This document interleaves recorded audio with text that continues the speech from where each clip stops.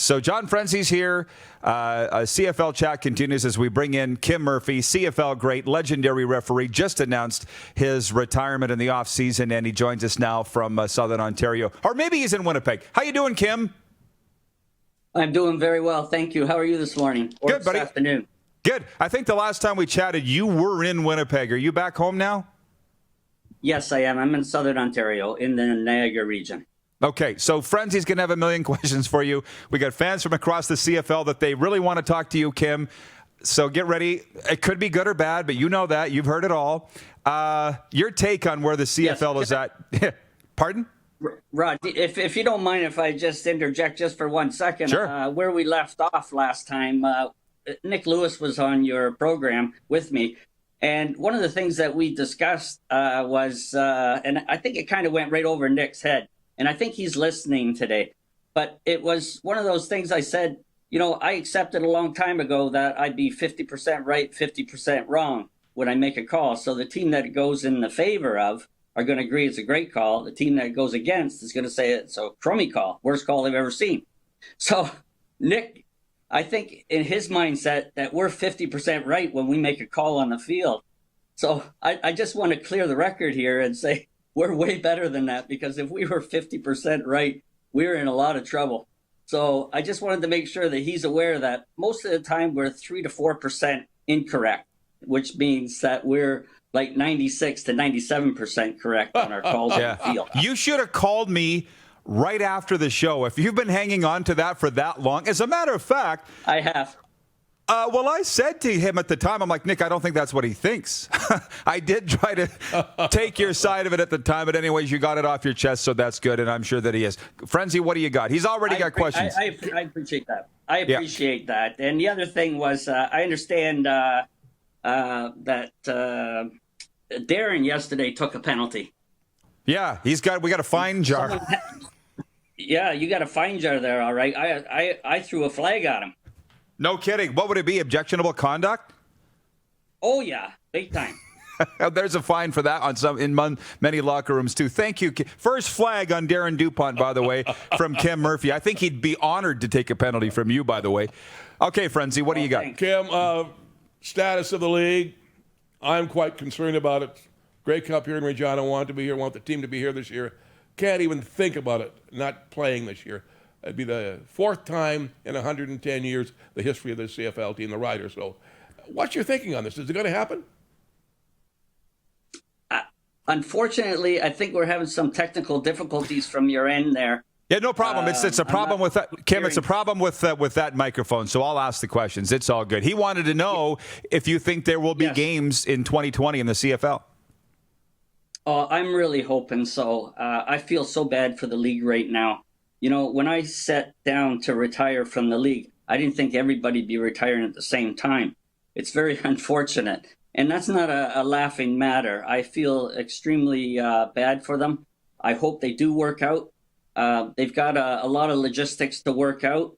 But I really would like to see games this year. And, for the fans of this league, they deserve it. They wouldn't like to see a year off. But you know what? The science is going to decide, and we'll have to just see how it plays out. Yeah, no kidding. And we'll get into some of your stories on this. I just want to say this. I was on the radio in Winnipeg yesterday. They said, how's it going over in Saskatchewan that the Grey Cup was moved? And I said, well, it's depression, but more so that there won't be football until at least September. It's a depressing feeling for people right now. But the way I look at it, Kim, is it's an extended rain delay. For guys like us, we're filling time. NHL have been through this with lockouts, and they haven't played. It's not a first. It's just a first for us since 1944. Doesn't get around the fact that it's still depressing. Niagara region and CFL fans where you are. What's the reaction there to the CFL postponement? Well, I think it impacts everybody right across the country. In some areas more than others, of course. Right there in Saskatchewan is like a religion. So, I mean, they live and die with the Green Riders. And, it's a tough position that the league's in right now, whatever they do. But they're trying to make the best of a bad situation. And with any luck at all, and, some good advice, they can get this league up and running by September, like the commissioner is saying. Well, one other thing is, I know they're saying that the Grey Cup's not going to be in Regina this year if they play, but how do we know that? The festival's not going to be in Regina. You're trying to trick me. Yes, that's right. Yeah. I've worked 2 Grey Cup games in Regina. Oh, okay. 2000. Take it away. Just tell me stories from those games if you don't mind.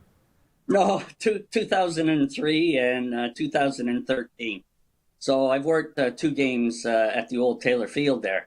So it would have been exciting to work that stadium this year had I worked, but that didn't play into my plans at all. So the other thing is, and this really is coincidental, that Saskatchewan's got a pretty good record when I'm working their Grey Cup games. So in Toronto in 2007 and 2013, right there in Regina.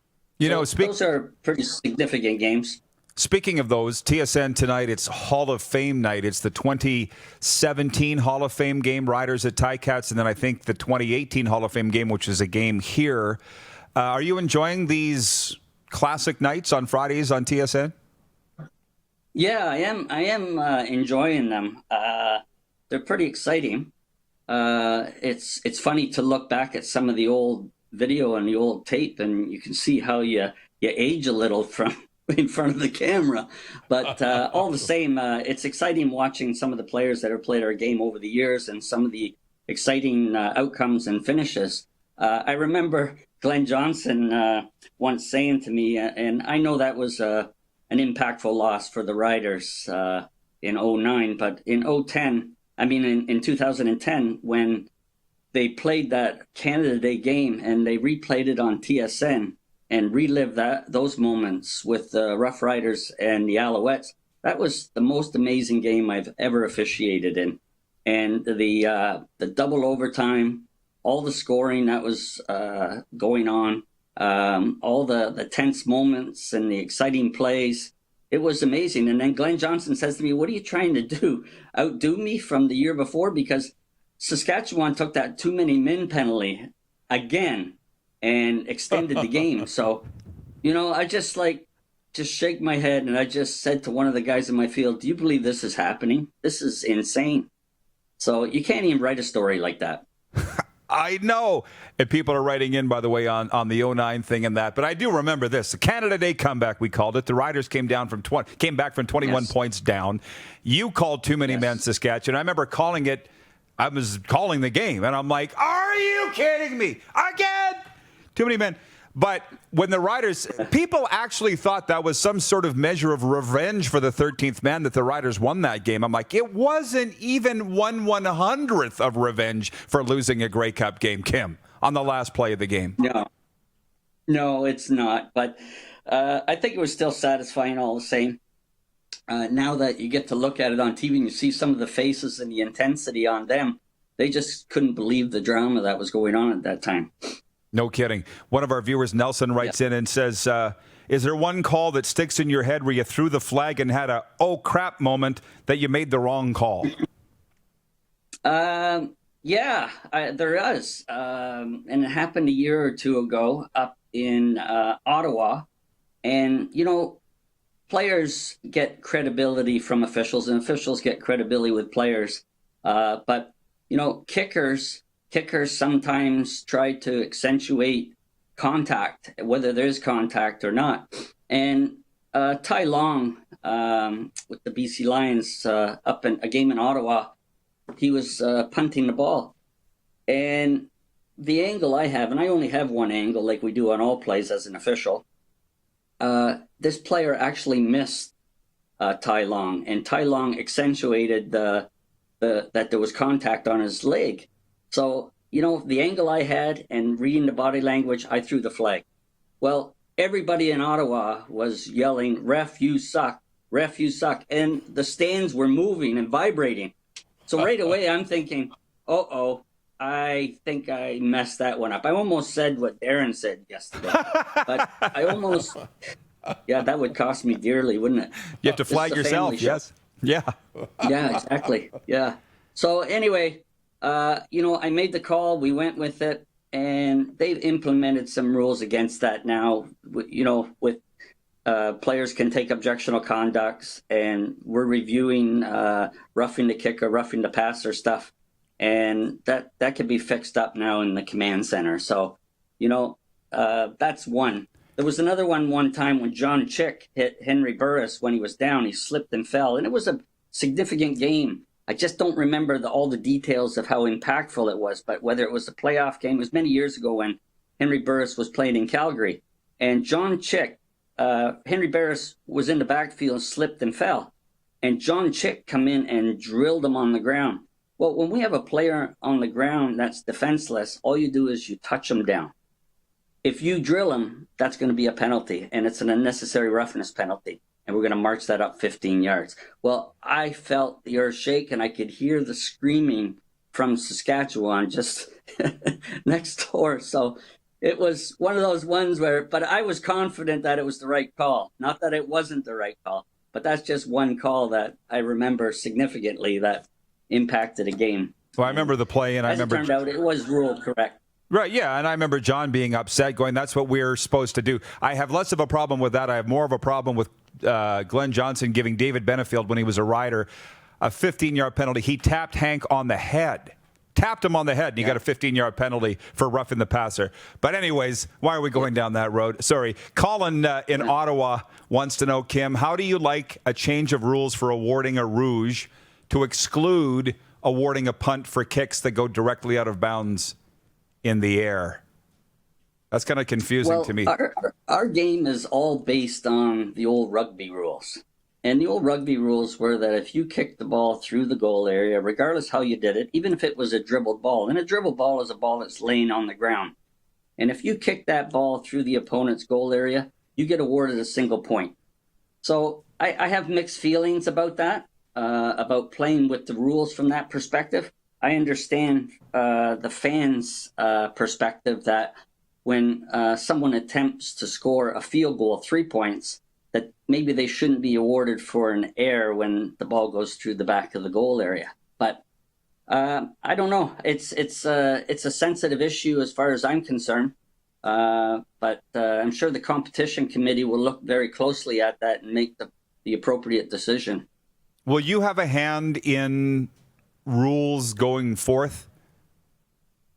I'm not actively involved with the Canadian Football League at this point. I've requested to take a year off, and I think there might be some plans in the works. I was just chatting when I retired with Darren Hackwood briefly, and there could be a possibility that I could come back in some capacity, whether it be a supervisor, evaluator, coach, something to that effect.